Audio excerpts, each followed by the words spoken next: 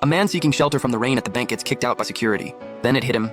Someone had just handed him a black card with $100 billion balance, so he pulled it out to see if there was actually any money on it. But of all people, the bank teller turned out to be his wife's best friend. She mocked him for having the nerve to forge a black card and cause a scene at the bank. She didn't even look at it before calling it a fake. You, $100 billion, get real. Take a good look in the mirror. Do you seriously think you deserve that? Deep down, the man wasn't sure he did either. He was just a guy running a street food stall selling fried noodles. Earlier that day, a luxury car had pulled up in front of his stall out of nowhere. Amanda, the president of the Sullivan Group, stepped out of the vehicle and called him Mr. Harrison. Mr. Harrison, are you talking to me? Ethan said he was just a fried rice guy. Hardly worth calling Mr. anything. But Amanda told him something he never expected. His uncle was the richest man in the world and had passed away suddenly just a few days ago. According to the will, Ethan was his sole heir. Ethan figured Amanda had to be running some kind of scam. Seeing that he didn't believe her, she handed him a card and her business card, saying there was $100 billion loaded on it, and told him to go check for himself. Then she left. Not long after she was gone, another luxury car pulled up to his stall.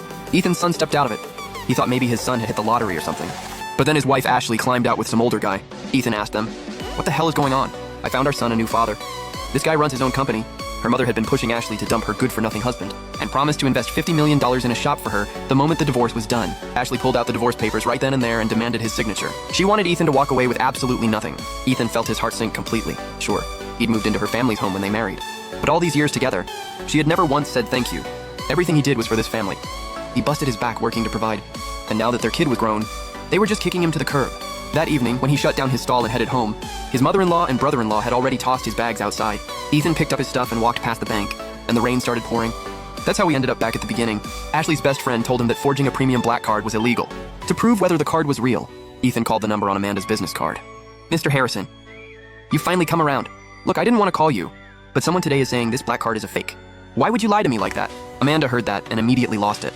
The moment she found out Ethan was at the bank, she rushed over right away. Meanwhile, inside the bank, Kylie was still telling Ethan to drop the act. If you actually had $100 billion, Ashley never would have divorced you. And the Amanda you keep talking about, she's the richest woman in the whole city. You really think one phone call from you is gonna make her show up? You'd be the laughingstock of the century. I'm Amanda, I'm here. Now who's laughing? Seeing that Amanda had actually showed up, Kylie was completely speechless.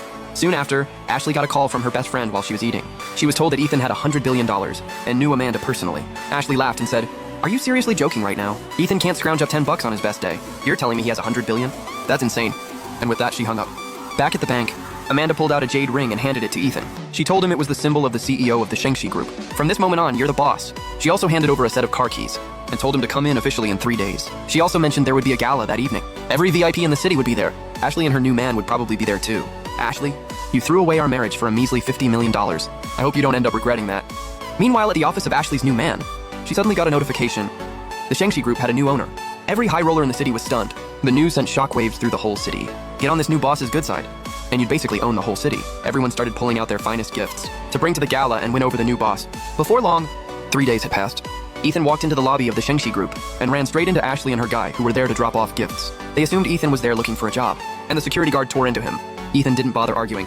He simply told both of them to get the hell out of the Shengshi Group, because this was his turf now. This is the Shengshi Group.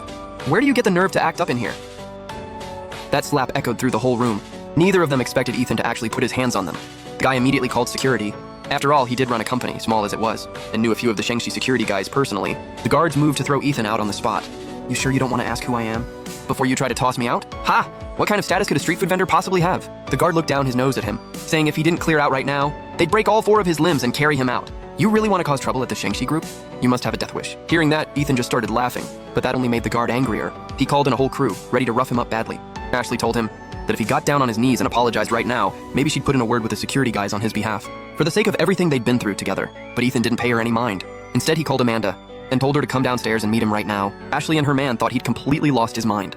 "We can't even get Amanda's number, and you're telling us you can just reach her like that? And you're actually expecting her to come down here personally?" Suddenly, the Shengshi manager walked over. Ashley's husband quickly pulled out a family heirloom, saying he had a gift for the new boss. He also pointed out that this fried noodle guy was here causing trouble, and they were about to break his legs and throw him out. But the manager didn't even look his way. Instead, he turned and asked respectfully, "Are you Mr. Ethan Harrison? I'm here on behalf of Ms. Amanda Sullivan to welcome you. Please write this way." ¿Te gustó el resumen? ¿Qué piensan de hacer el resumen de la historia completa? Deja tu opinión en comentarios.